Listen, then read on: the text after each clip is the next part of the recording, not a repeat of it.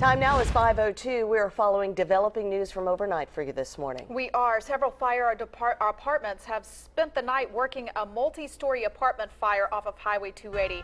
And WIAT 42 News reporter Lillian Lalo is there on the scene with the details. Lillian, how's it going so far? Good morning, Jamie and Gina. I'm at the Riverside Park Apartments this morning, and right now the scene is pretty quiet except for some trickling water. I'm going to step aside.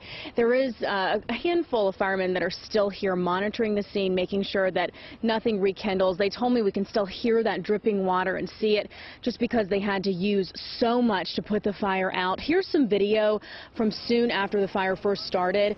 Calls began going out just before 11 o'clock last night.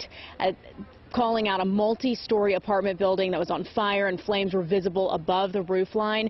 Now, multiple agencies were dispatched to work the fire, including Birmingham, Rocky Ridge, and Cahaba Valley.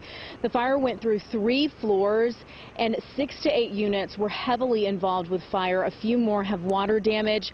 8 families are displaced, and fire crews estimate that's about 30 to 40 people without a home this morning.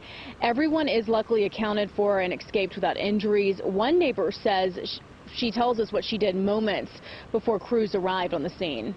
As soon as I saw it, I ran to the apartment complex and I started banging on people's doors. I went into their apartment. I was yelling at them, just trying to get everybody out, and then I heard like crackling noise, and then I got out of there too. Now, coming up, we'll hear from a lieutenant commander with the Cahaba Valley Fire Department, and he shares where he thinks the fire actually started. Of course, we're going to continue to follow this story as it develops and as they investigate this fire. Live in Shelby County, Lillian Lalo, WIAT 42 News, coverage you can count on.